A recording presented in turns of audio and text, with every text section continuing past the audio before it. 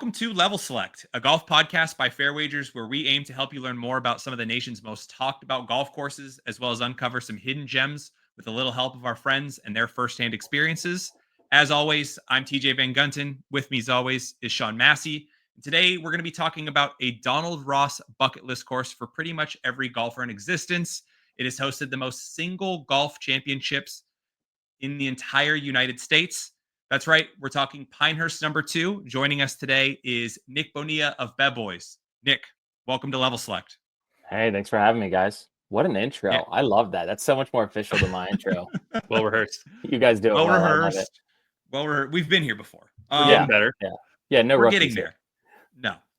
And obviously, I know Nick probably doesn't need a full introduction. If you have an Instagram and you like golf content and you're unaware of Nick or Bev Boys, you should probably get Zuck on the phone because your algorithm isn't working properly for you. You need to do that hard reset. Yeah. I got to say, you've been on a heater for like what seems to be 6 months. Golf Wraps, skits. Yeah. It's been incredible to watch. For the record, just you got to give a little. I appreciate golf that for you. Thank you. Yeah, I mean, some days I feel like it's been like 2 years already, and then I think about it, and it's pretty much been since like Thanksgiving, which is wild. Yeah. It's crazy to think where I think when I like connected with you, I think you were at like 10K and you were like, oh man, I hit like 10K. This is crazy. Yeah. You guys were there early on. And it was like, but I mean, like to think 10K is early on, but it's been like a hockey stick for you. Like it's been insane. Yeah. I keep like waiting for it to plateau, and it's just like every day I check it, but then I feel like it adds pressure to like keep going, but in a good way. And especially now that this is work now too, it's like I got nothing but time. Like this is what I'm putting my effort into. So it's been fun. The best part about it has been like the relationships and the people that I've been able to meet through it. And so quickly going from like, oh man, I used to watch these people on my feed all the time and like send these videos back and forth to my buddies, and now they're like friends. And that's yeah. I mean, it's special. I'm still processing it every day too, but I'm just happy to be here. It's Amen. Great. Pressure is a privilege, right? Yeah. With that though, let's get a little quick cheers to Nick. Let's do it. His huge growth. We really appreciate you hopping cheers. on. Cheers. Cheers has been brought to you by Vice Drinkware, the official glass of golf. We're going to talk a little bit more about Vice later in the show though as well. I've been using this glass for the last few days since I got it from you guys. I love it.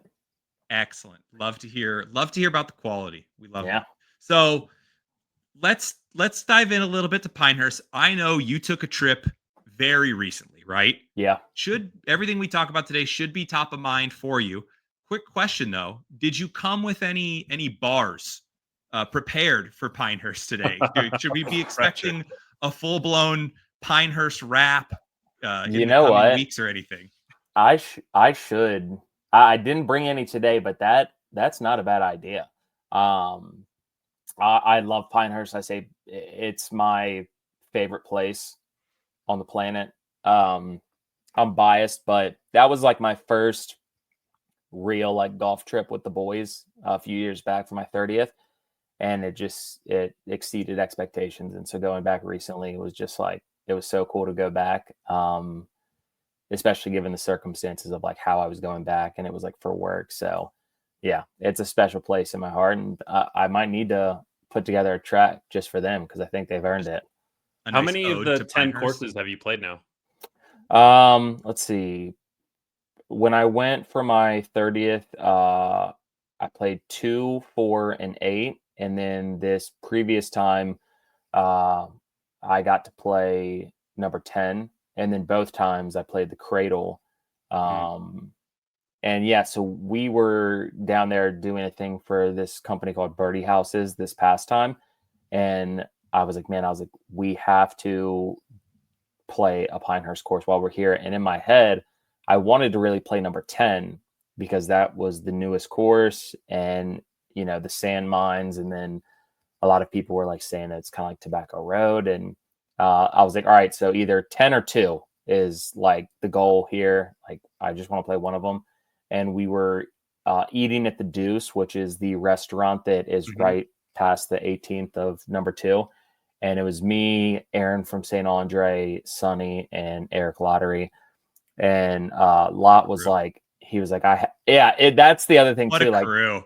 I mean, just getting to play like the four of us, I was like, this is just so dope. And it was cool because Lot was like, oh, he's like, I have a connect. He's like, I'm gonna see if we can get out. And so we're sitting there at lunch and we're like, oh, so who's your connection?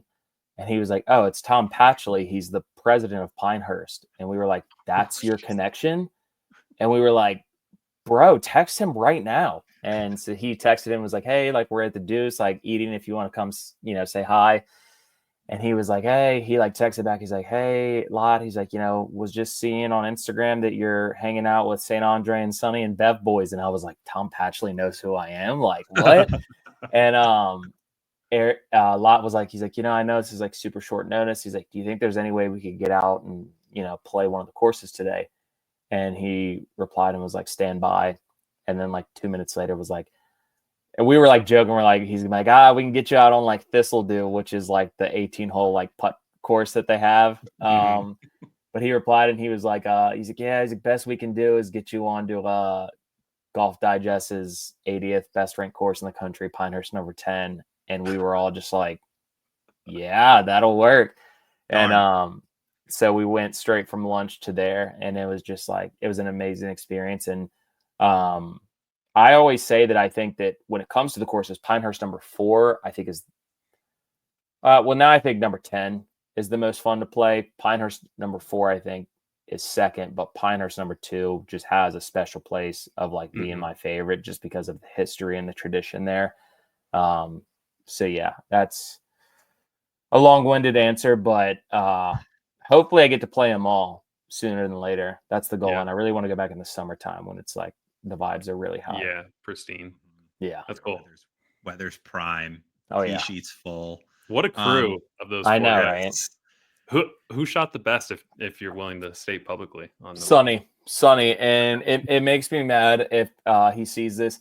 He some of us do content about being bad at golf, and we're actually bad at golf.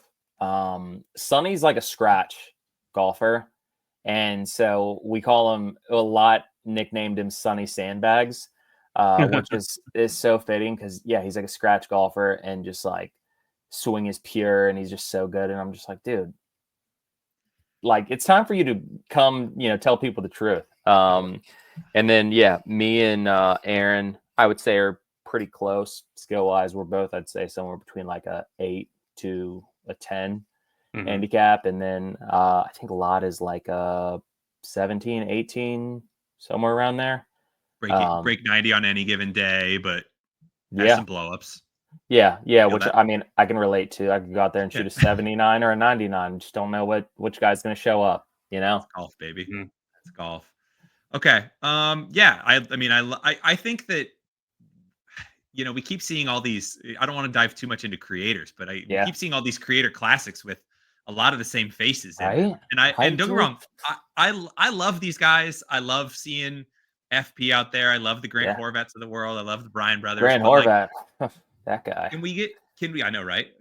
Can we get into like the B and the C tier of golf influencers here and start to get more guys out there and like get a larger perspective on what golf actually looks like for creators? I'm about to hit up the Corn Ferry Tour and be like, you guys want to do like a B-list content creator classic? That's a good idea.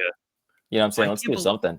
I can't believe a more minor PGA Tour event hasn't tried to do it just to get more eyes on it. Yeah, I mean, that could actually be a good idea. I've also said too that like they should do something kind of like remember Making the Band, that show back in the day, something like that, but with like content creators where it's like everyone's like fighting to like turn this into their job, and it's like who can make it to be like the next big creator or something like that. I was like, I think that could be a cool idea too. Here's the pitch.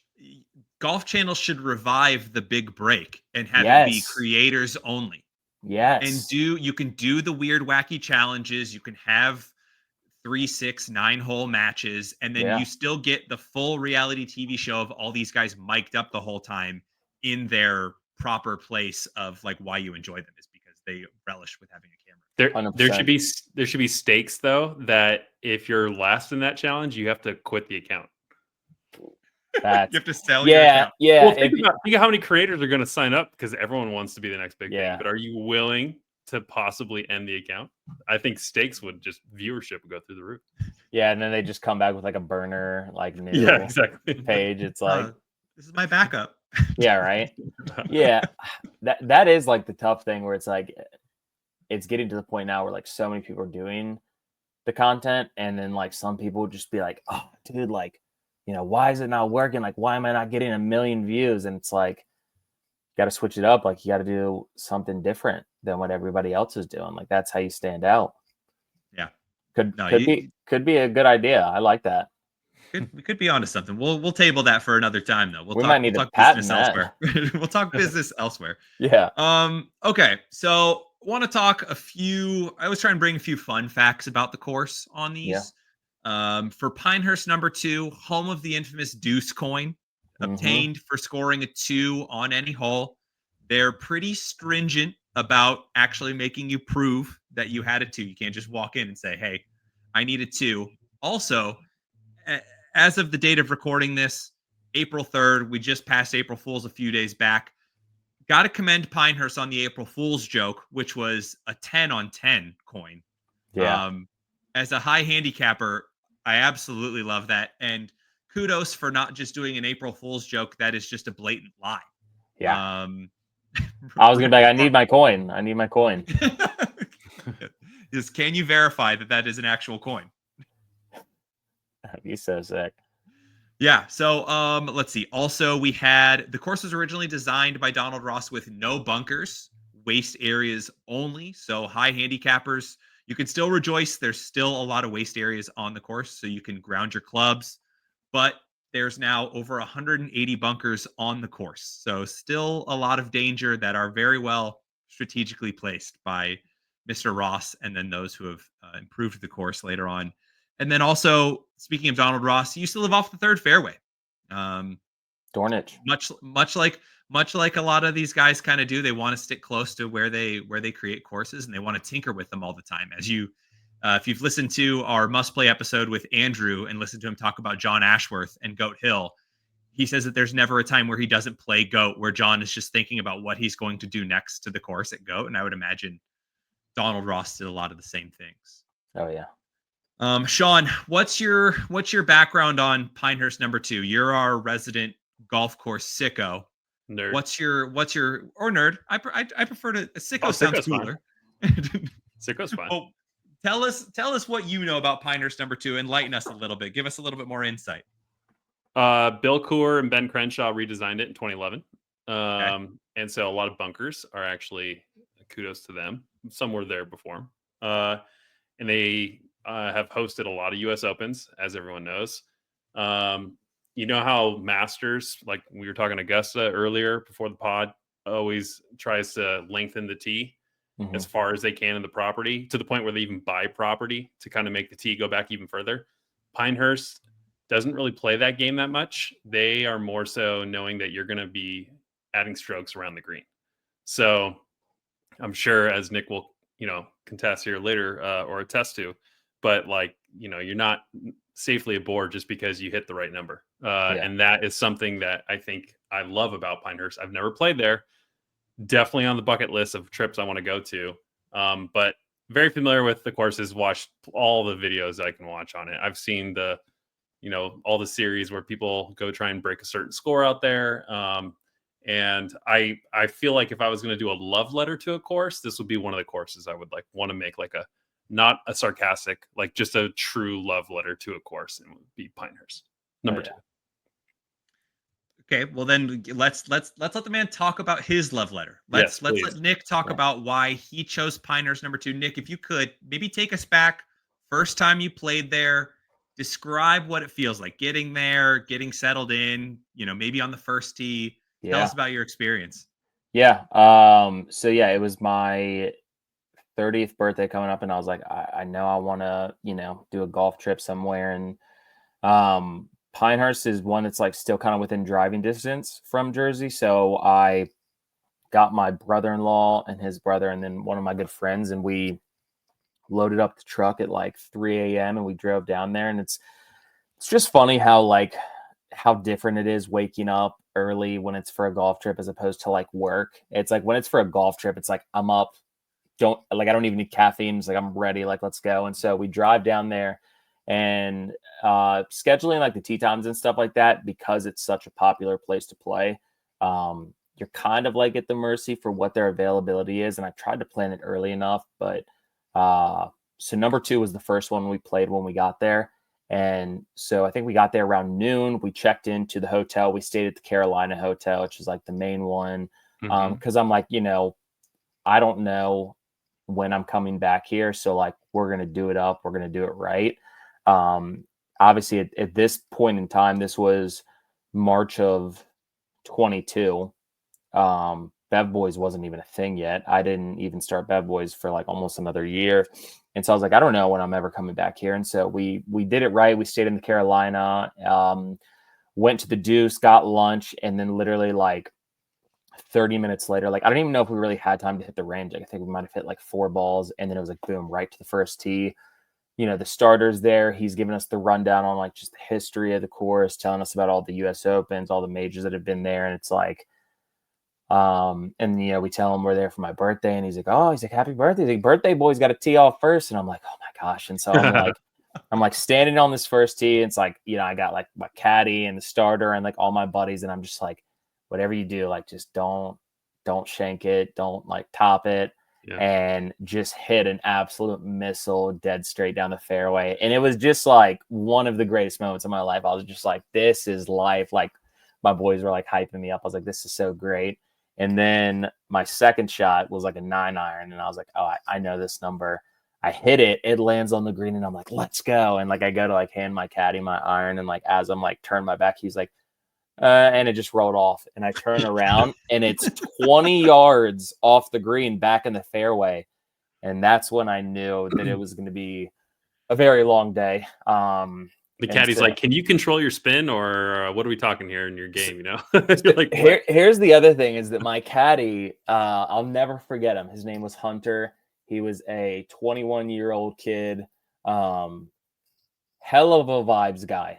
I mean, if you're looking for a vibes guy, this guy was the best caddy.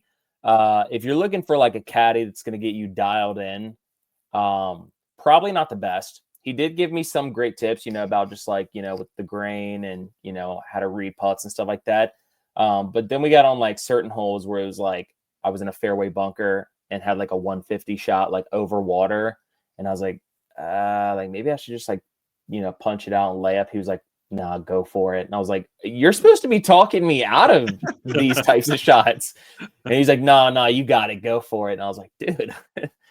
But yeah, so it was an incredible time. And I think I shot like a 107. I've gotten like drastically better, I feel like, in the last 2 years. So I want to go back and play it because I feel like I want revenge. A lot of Texas wedges. You don't do a lot of chipping on those greens at number 2 because like your margin of error is so small that it's just like, just get it somewhere in the middle. And this is like not obviously the US Open conditions were like insane. But you're just hoping to just like keep it up there. Those turtleback greens are vicious. But yeah, I got some revenge coming for it eventually.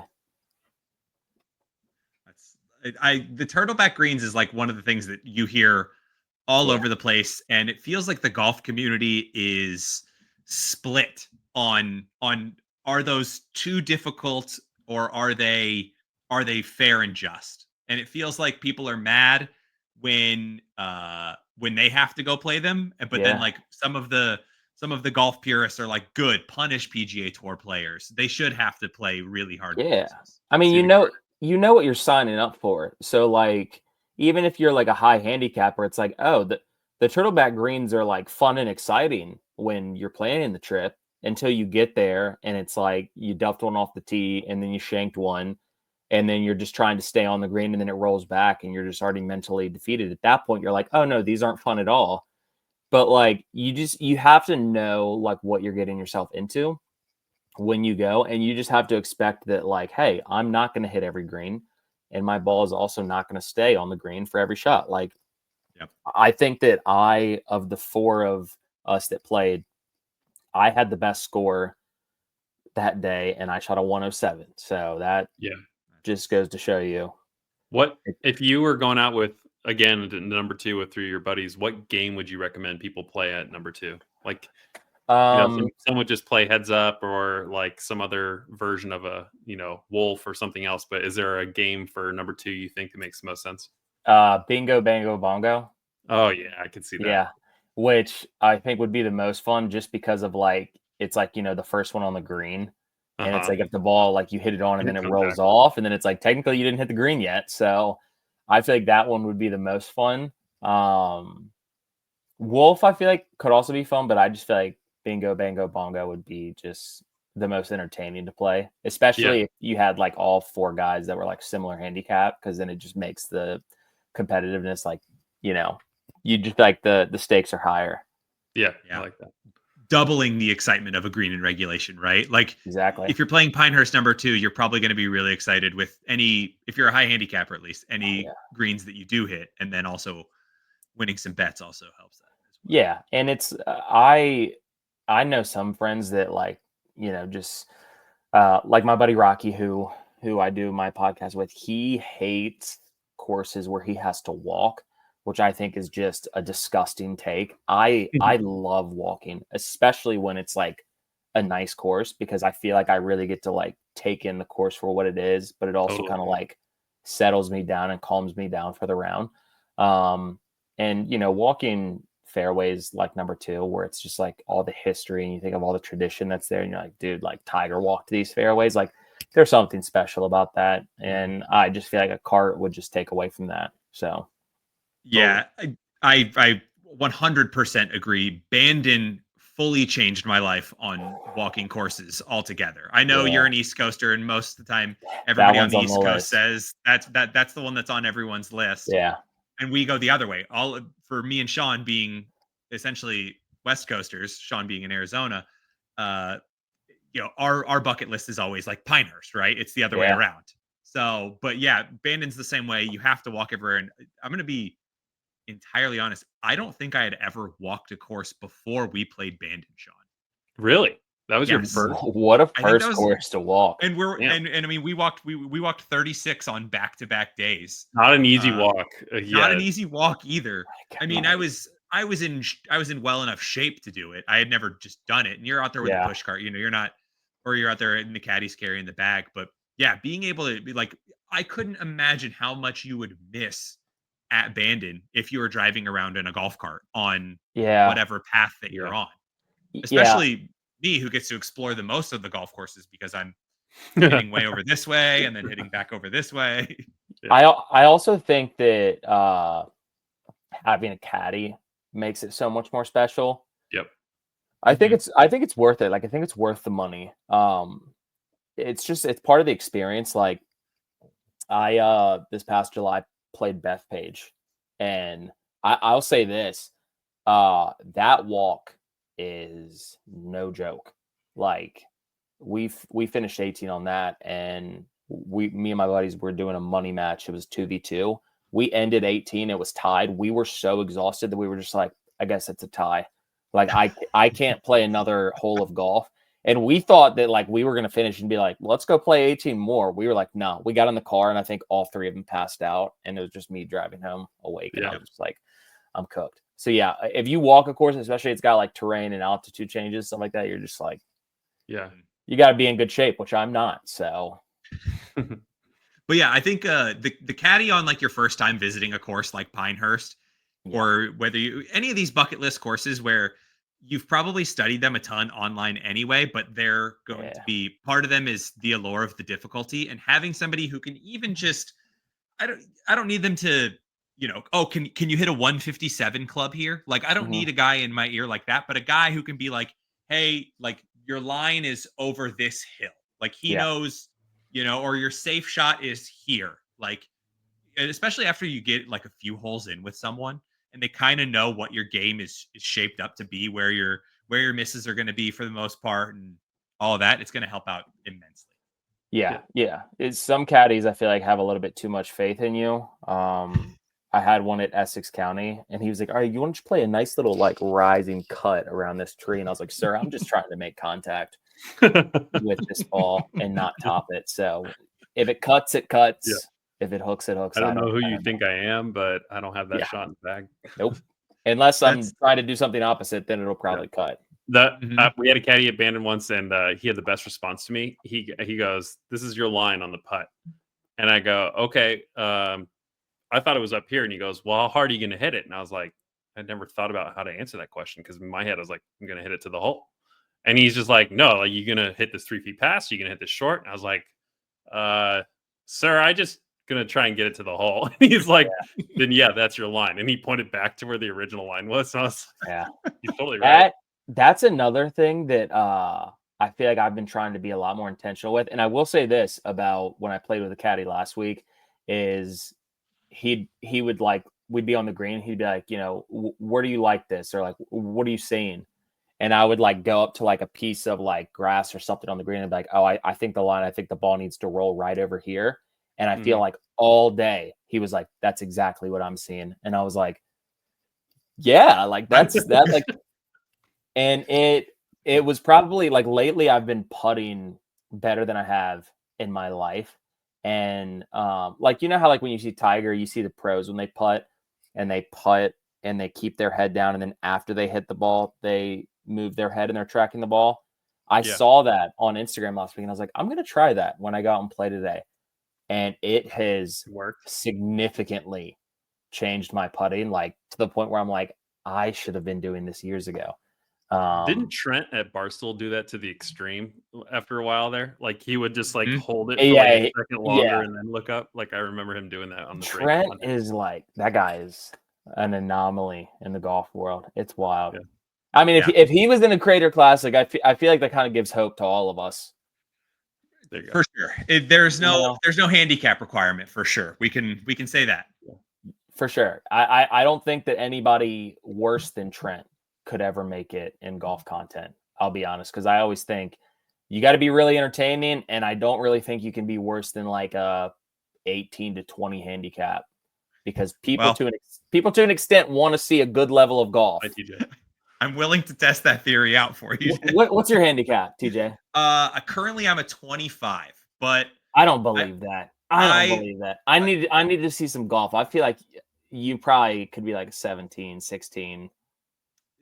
I fool myself into thinking that I could be a 17 or 16 literally every time I play golf. Every time I play, but I I'm go, sure today's you going to be go 90. out and play like 15 handicap golf. Nick, have you watched his Torrey Pines video? No. Is it on YouTube? It is. Before you start it, there's no shot. There's no shot. Before you start it, think what he's going to shoot and then hold it against yourself, because we make bets on that. So see what you think you would do if you wind up watching. Yeah, I play the front nine at South, and I play it it was like 2 weeks after the Farmers. Yeah. So the 47 rough's up. 48, 47, 48. Okay. I don't want to. I almost want to leave. I'm going to leave a little space here for somebody to navigate from this video over to that video and come back. I'm just going to put this in my phone to look it up. Please do. Yeah. I would say, I will say that was what, last January, Sean? Oh, you've come a long way since then, for sure. I've come a long way since then, but I'm still not, there's still some moments in there where you can go, oh, I can kind of see it. What is it for you? Is it like a mental thing, or is it what's the hardest part of your game where you feel like this is where majority of my strokes come from? I want to hear, actually, Sean is probably the person who I ride in the cart the most frequently with. I want to hear what Sean has to say, and then I'll tell you what I think it is. You mean like where's he losing strokes the most? Is that where is it, like if he cleans this up, he's shaving strokes? Around the green for sure would be probably the most. His ball striking has improved immensely since last year. It's the I just need to bump and run this on the green, and then it's the sail, and it's just flying across the green kind of thing. Yeah, it's a lot of that, and then probably lag putts maybe, but I don't know. I think around the green's probably the only place really that is like hurting him right now. I feel that is what I would say about my own game. It's very like it's weird when it comes to irons and like wedges and things like that. 100 yards shot. It's like, oh, I feel so good with. But if you put me like greenside and I gotta like chip it on, just the mental of like you're so close, it should be so easy. Yeah, it's never that easy. Yeah. So I would say it's everything from 50 yards all the way to getting the ball in the hole for the most part. 50 yards is a hard shot. I don't know. Like awkward. It's awkward. Who's got a 50-yard shot in the bag? Well, it's 50 yards and in, right? So all the chips around the green. I think when we talk about the mental thing, the tough part for me is that like for 50 yards, you're still taking like what feels like a half swing. And the idea of like swinging a half swing and that it's only going to go 50 yards, like I have no problem swinging a full swing when I'm expecting it to go 170, 180 yards, right? Like I trust that, but trusting my body to have the touch and the finesse to hit it properly from 50 yards and in, and not do the thing where I scream it all the way over the whole green and then have to go hit another chip shot of the same distance again after that is tough. A little secret, if you ever partner with him, get him a few drinks in and his chipping becomes solid. Yeah. He loosens up. Transfusions can change rounds. I mean, Sean, what's your handicap? 4. Right now. Of course. I know it. I was like, if you're a 25, he's got to be a Stig. That's just how it goes. Great scramble team, though. Yeah. We're a great two-man scramble team. You got to have the good golf where it's like when somebody has a bad shot, somebody has a great shot. And if you can free me of the shackles of my own responsibilities and that the pressure is just your shot, what you have to do, and I can be like, oh, if I flub this, Sean's got it. Not a problem. It's dude. I'm like, that's why I love scramble golf. Way better golfer. Same. I love it. Pressure is like I'm like, dude, I play my best golf when it's scramble golf because I'm like, I sliced into the other fairway. I don't care. Like we're already in the fairway from somebody else's shot. I had a goal this year to play more scrambles. Like I love them so much. As long as they're not charity tournaments where somebody comes in with a 40. Don't go in with expectations that someone's going to cheat and who cares who wins. Just go out there to have fun. I hate them though because I go into every tournament with like we're not going to win, whatever. Like guys, don't even think about it. And then we start playing really well, and I'm like, today could be the day, fellas. And then we come in, and it's like we're like 6th place, and I'm like, this is why I hate these. Yeah. Did you see that clip where they made the 2 winning teams play each other on 18 in front of everybody? I think every scramble tournament should do that. 100%. Yeah. Because we're going to see. It's that, and a golf course should sign up for that. No brainer. You have everybody sticking around wanting to have more beer, more food, and it takes up one hole. Sure. Go for it. Yeah. Okay. Back to Pinehurst. Yeah, we fully detoured there. Yeah. So we got Nick's full perspective on what the course is like, but we like to go out and get a few others. So I go out, I find a 5-star review, and then we usually find some 1-star reviews. Today I found a few. There's not a Pinehurst number 2's credit. There's not a ton of 1-star reviews out there or lengthy, robust ones. I will point out there's a 1-star review where the guy posted an entire letter that he wrote to the president of Pinehurst, and I think it's on Golf Pass. It's from like 2017. It's a great read, but it's way too long to put on a podcast because it is like a full letter. And then he left a note of been like, it's 60 days since I sent this letter, and I still have yet to receive a response. He was pissed. So those people have no credibility for any review they leave, because if you spend that much time of your life leaving a review of anything, you're one of those kooks. That's just how it is. But I got to go find it and read it. Go find it. Go read it on your own time. Maybe I'll link to it in the description of the podcast here, so people can go find it. And also, I also like to state this: if these are any of your negative reviews that we chose, and you happen to be listening to the podcast, reach out to us. We'd love to have you on and do a smaller segment where we have you come on and defend your 1-star review, because that would make for great podcasting. After this episode comes out, there's gonna be. So I was watching the Fair Wagers podcast this past week. Hey man, if you have haters, you're doing something right. Hey, facts. All right, so let's jump into this good review, 5-star review. This is, and I quote, "Here's an important FYI about Pinehurst #2. Pictures don't come close to telling the story. It reminds me of a beautiful woman who doesn't look so great in pictures, but when you see her in person, you can't take your eyes off of her. That's Pinehurst #2. I'll be posting a few pics with this review, but they just cannot capture the beauty and essence of this course. Pinehurst #2 gives you room to play, but it requires that you pay attention and that you understand how to address it. Disregard those requirements and you're in for a long day. Stay true to them, and it will reward you with an unforgettable day on the course.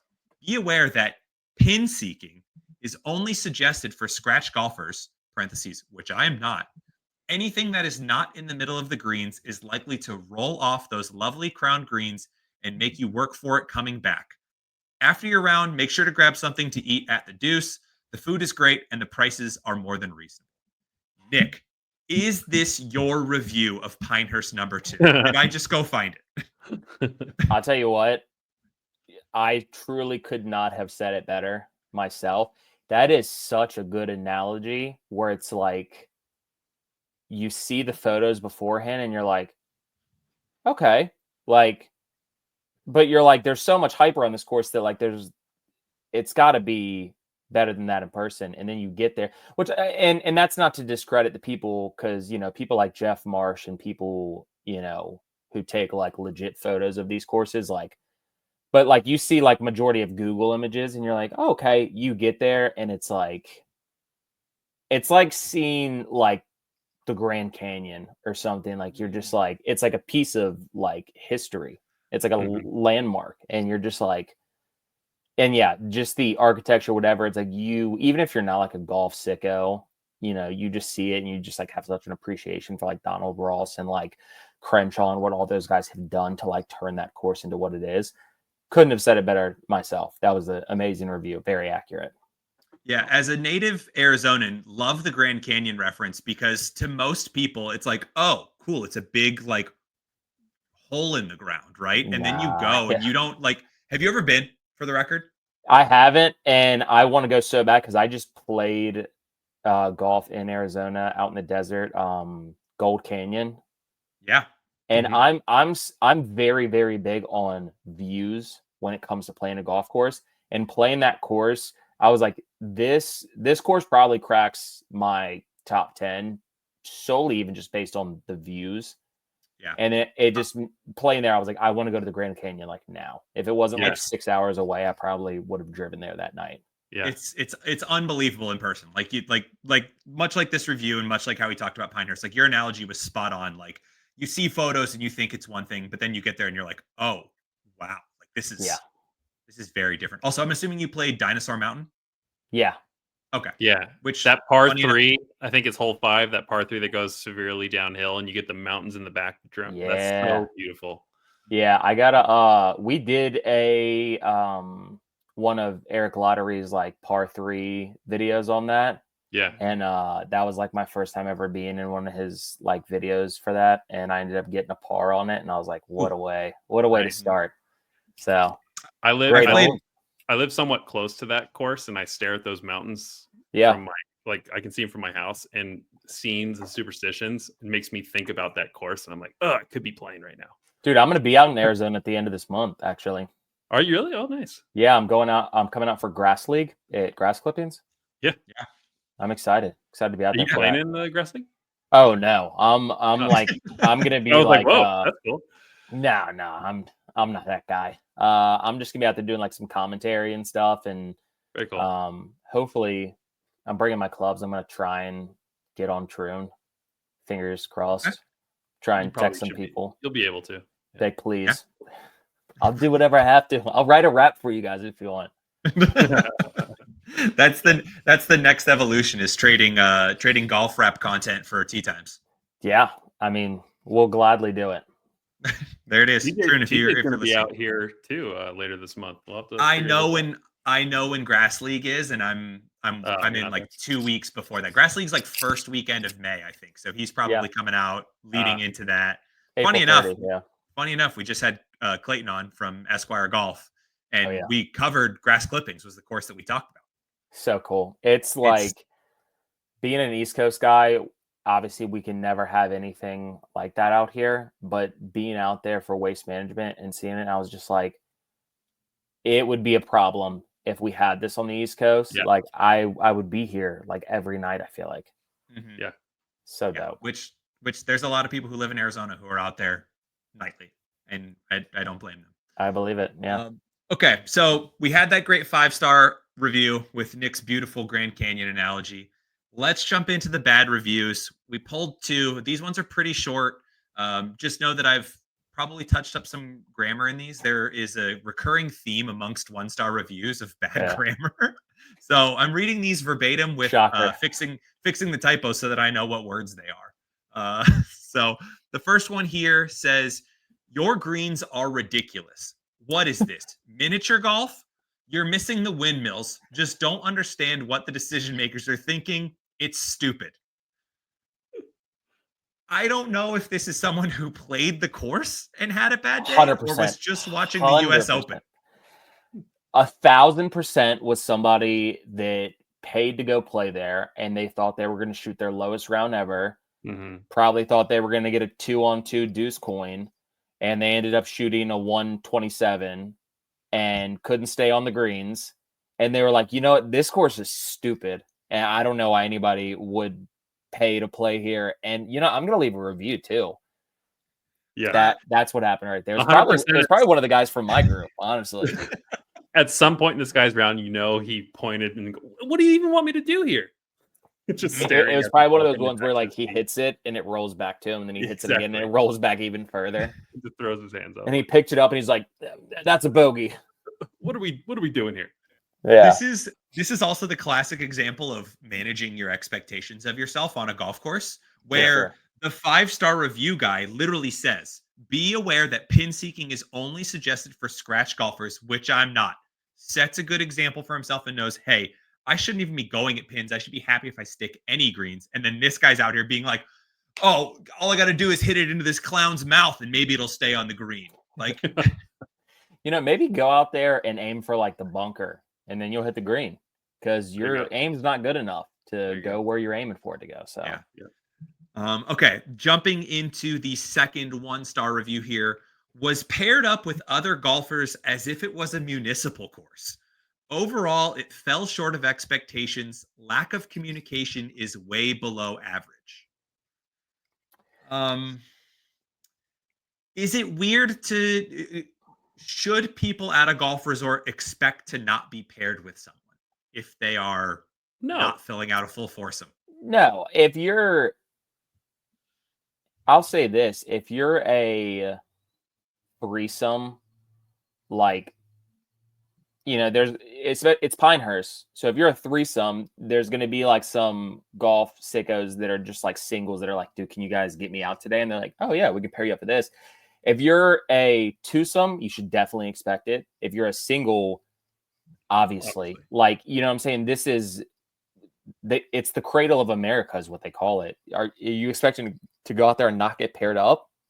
Like, that's, yeah. I mean, first of all, saying like, "What is this, a municipal course?" Like, no, that's just how golf courses in general run.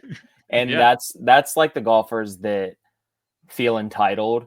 The ones that, like, you know, if they don't see the cart girl every 8 minutes on the dot, they're like, "What? So am I just supposed to die of thirst out here?" Like, hey, you're not the president of the United States, okay? Like, yeah, they're glad that you paid to come out here and play, but like, I hate entitled golfers like that. So Same. This screams country club golfer that has only ever known that, and gets to play by himself all the time. And then the only time that he doesn't play by himself is at a municipal course. So screams trust fund kid. Yes. You said it, not me. If you're in the right mindset, getting paired with someone can be a great thing. You make a new friend. You guys both experience. I mean, dude, we just dropped a skit about this. I saw you and St. Andre just did this. The exact. I mean, it's great. Film that at Pinehurst? Where'd you film that? Southern Pines. Okay. Which was funny because we got dressed to go play golf and went out to Southern Pines, which is like a gem. It's also a Donald Ross. And we didn't play any golf. And I was like, this is weird because my videos I shoot while I'm playing golf, whereas like they'll go out there and film not play any golf. And I'm like, I'm itching to play now. Yeah.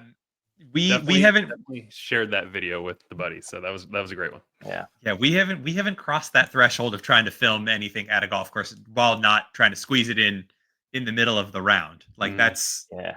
It's tough too with like your pace of play and how popular golf is now. I have plenty of times where I will go out, bring all my equipment, like everything that I want to film. If there's a group even like a hole and a half behind me, I'm like, all right, well, guess we're not filming today. Like I am so never want to hold anybody up. Like very paranoid about groups being behind me. So I'm just like, nope, we're just gonna play. Like, or I'll just wait until everyone's gone and we'll get something when it's like friggin' the sun's going down. yeah. Sean and I just did the exact same thing where we were like, all right, let's film some content today, and then we got through like the front nine, and we were like, all right, like back nine, we got to film some content while we're out here, and then just got nothing that day.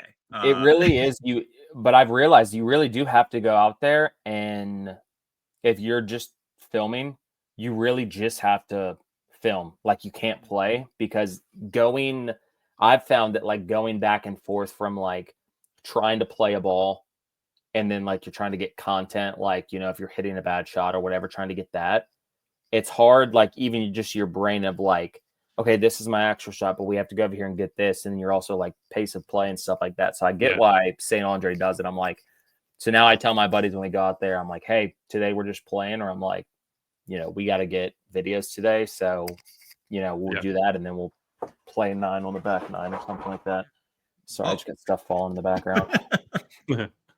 If that's any sign of how popular Nick is, he's just got boxes falling over in the background of things that he hasn't even probably opened. Yeah, we got the house deep cleaned today. It's probably 3 years overdue. So nice.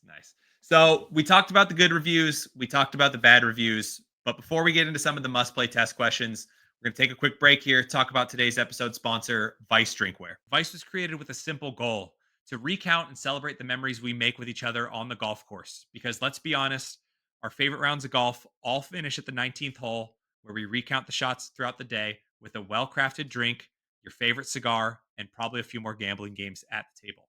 And the 19th hole Vice Kit is going to have you covered. It's got everything you love from golf, spirits, cigars, gambling that you're going to need to get that after round party started. So they offer custom glassware. It's also going to include a coaster, ball markers, lighters, and dice for a little bit of gambling. Sean, I know we just got some custom must play ones sent over to us. What are your initial thoughts? I think you've got it there with you, yeah? Yeah, the packaging was amazing. For anyone watching, he has this really cool rocks glass cover that comes out with the glass in the center, and it just elevated the experience before I even took a sip. I just felt like I was excited to put something nice in here. When you get a glass, and you're like, this doesn't deserve this; it deserves the good stuff. And so that's what I had on our first one, and it has our logo right there on the front, and it just looks amazing. Yeah, the custom etching that came through on the glasses is perfect. The ones that we have currently are the 1 under. That's just going to be just the glass, and then they go all the way up to 5 under. Where as you step up through each individual kits, they add another thing into the package. So if you want the full experience with all the stuff that we talked about before, that's going to be the 5 under. And we really think it's a great gift for either your next buddy's trip, a golf outing if you're looking to provide a special gift, or if you're running like a corporate event and you want to put your company's logo on there and give them out in swag bags.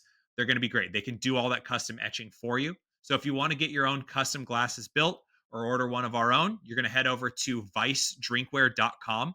That's going to be VYCE drinkware.com. Or for everyone else who wants to look at the must play ones, we're going to include a link down here in the description. Head over there and keep the good times rolling.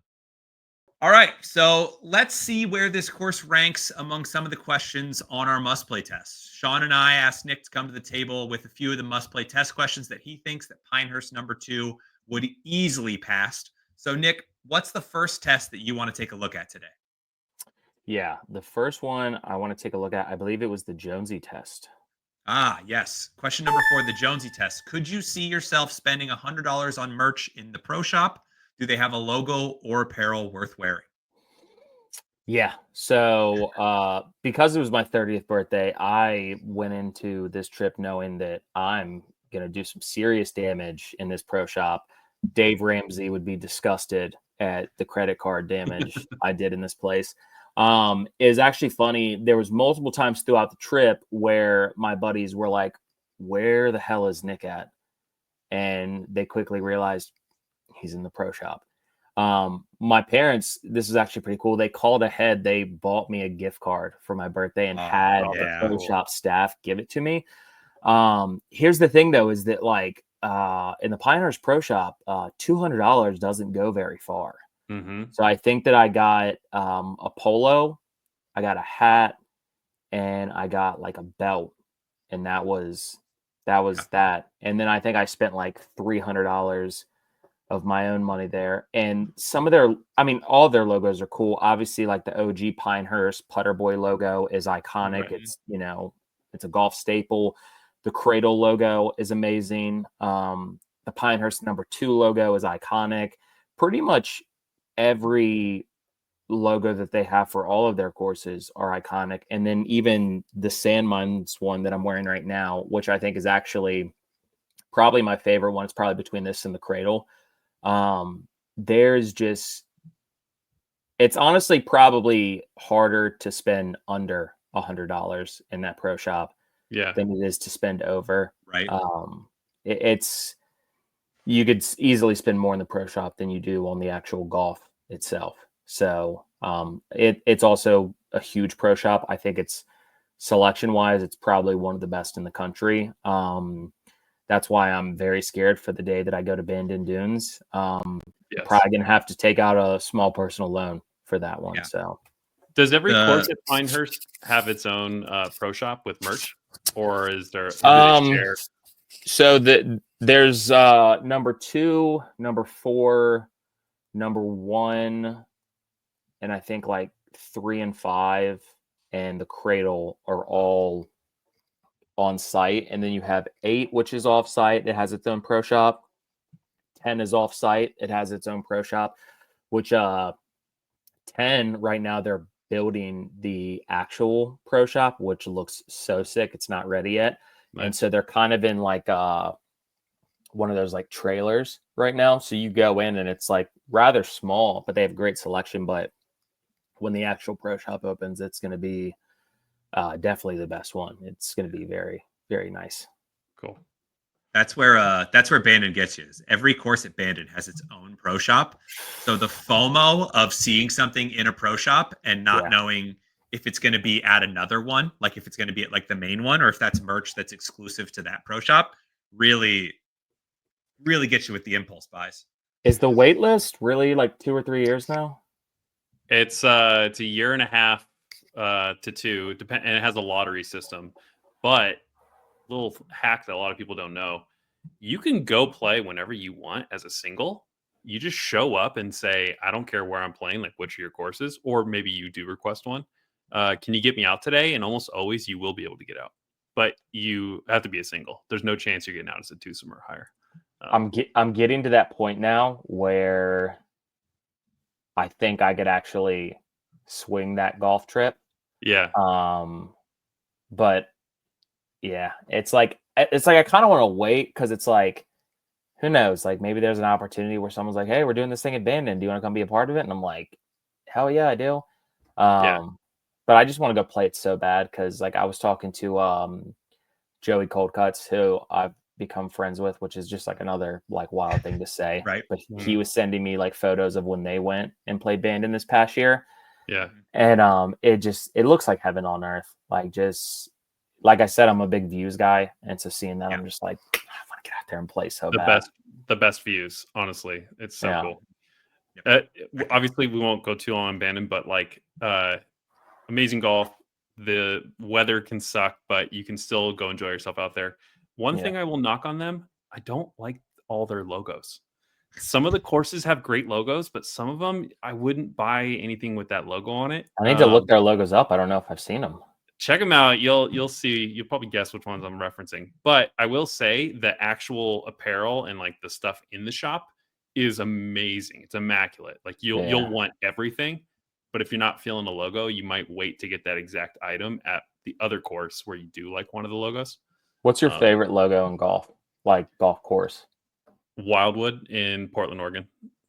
Yeah. I need to look. I actually have the logo. Let me show you. Yeah, let's see it. It's an all-timer.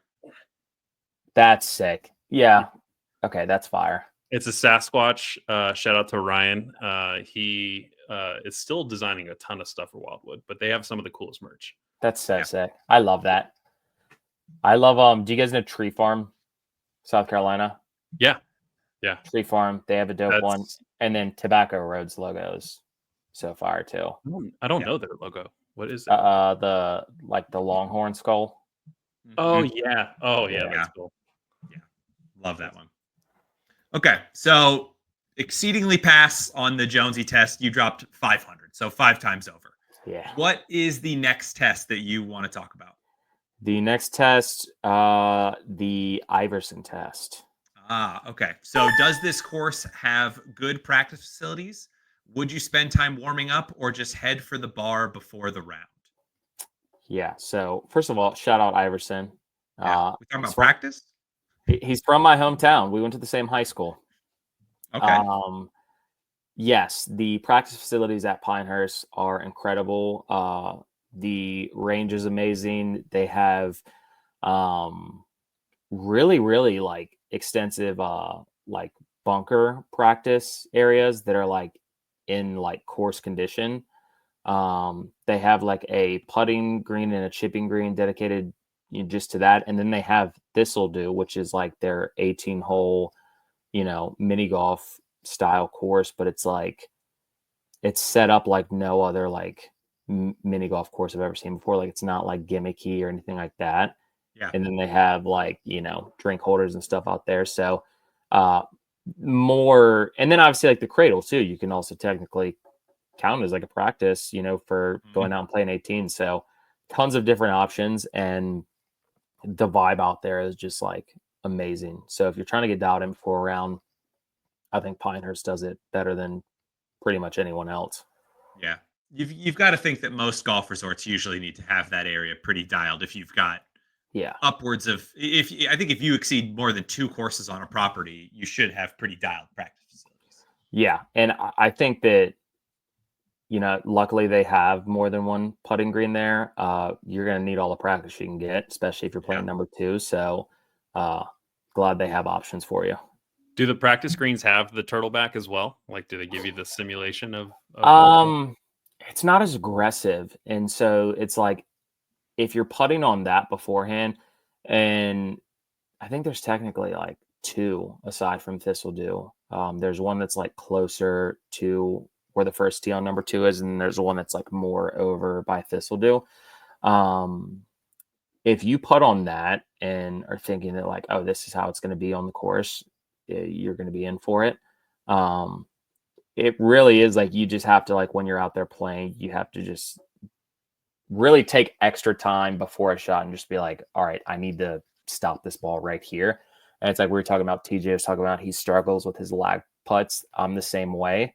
And so like, if you tell me like, hey, you got to stop it between here and here, I'm sweating bullets, because I'm like, I might go 20 yards past that, or I might be 10 yards short. Like, I don't know. Okay. That's good. That's good.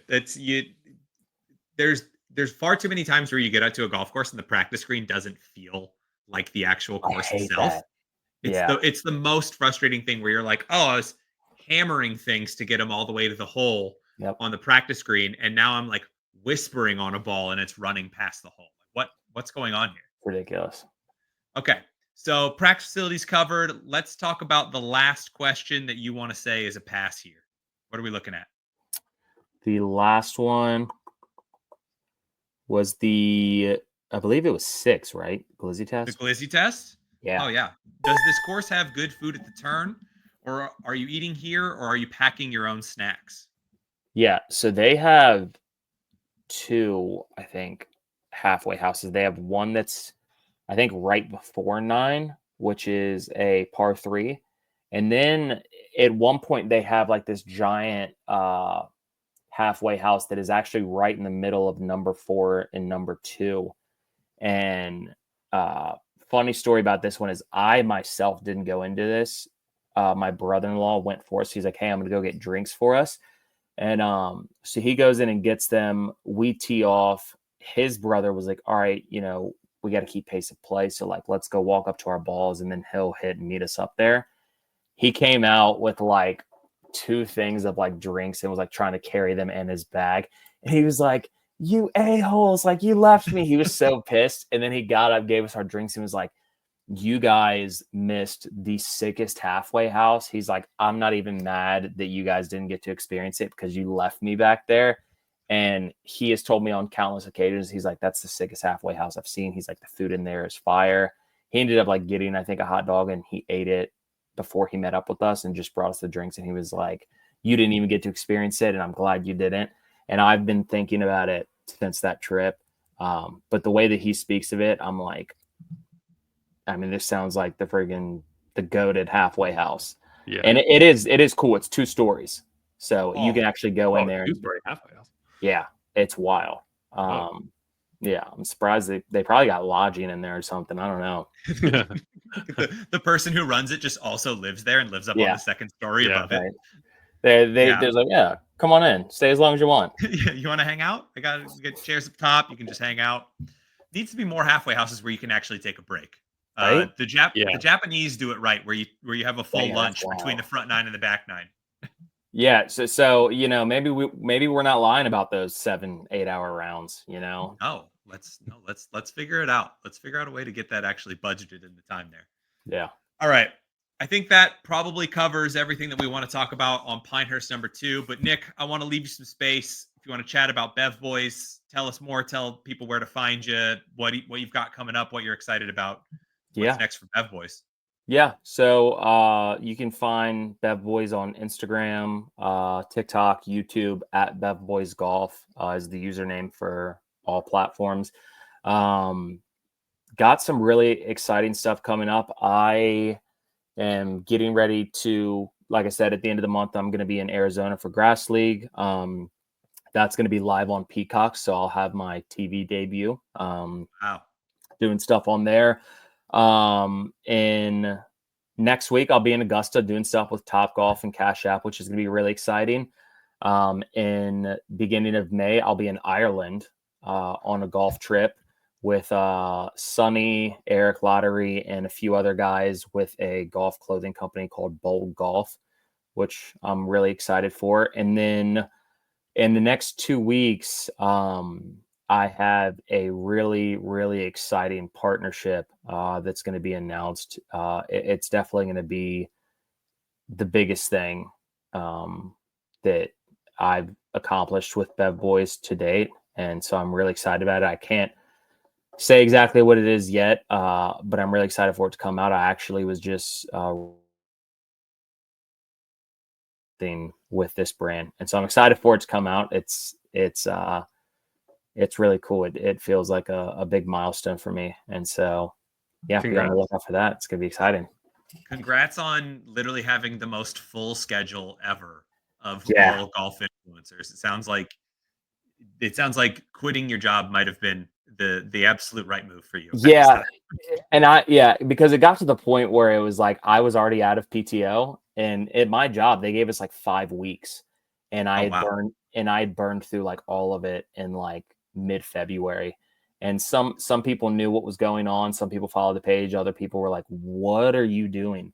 And so basically, if I stayed at that job, I would have had to have turned down every Bev Boys opportunity that conflicted with work. And that just wasn't an option.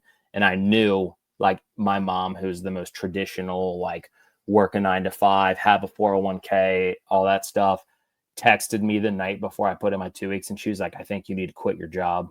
She's like, because she's like, you might never get this opportunity again. She's like, you got to take it. And I was like, say less. I was already thinking about it. So yeah, so it's been paying off so far. Hopefully it continues to pay off. So how cool is that? That's so cool. Yeah. Shout out supportive moms. Right? Shout out to moms.